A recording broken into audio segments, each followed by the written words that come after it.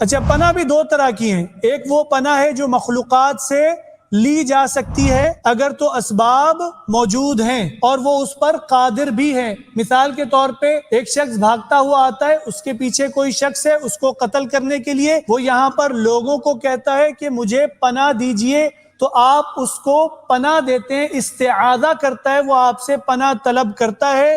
یہ جائز ہے اس وقت جب لوگ یا مخلوق ایسی موجود ہے جن سے پناہ لی جا سکتی ہے، وہ قدرت بھی رکھتی ہے، سن بھی رہی ہے، دیکھ بھی رہی ہے۔ یہ وہ پناہ ہے جو جائز ہے، تحت الاسباب ہے، تحت القدرہ ہے، جو کہ پناہ لی جا سکتی ہے۔ ایک وہ پناہ ہے کہ جب دشمن کا خوف ہے جس کا آپ مقابلہ نہیں کر سکتے اور آپ کسی ایسے سے پناہ پکڑنے لگے جو کہ پناہ دینے پر قادر نہیں ہے۔ آپ مسجد میں داخل ہوئے، ایک بابا جی لیٹے ہوئے ہیں، آپ اس کو پکارتے ہیں کہ میرے پیچھے جو ہے وہ دشمن لگا ہے مجھے مارنے کے لیے۔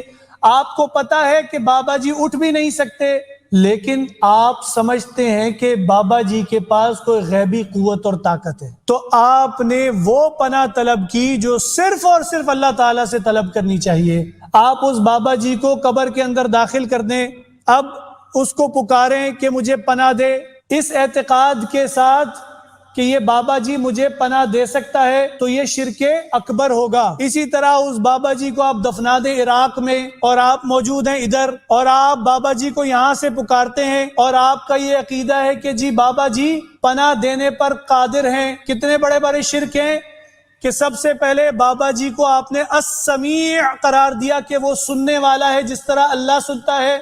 آپ نے بابا جی کو البصیر قرار دیا، جس طرح اللہ دیکھتا ہے بابا جی بھی دیکھتے ہیں۔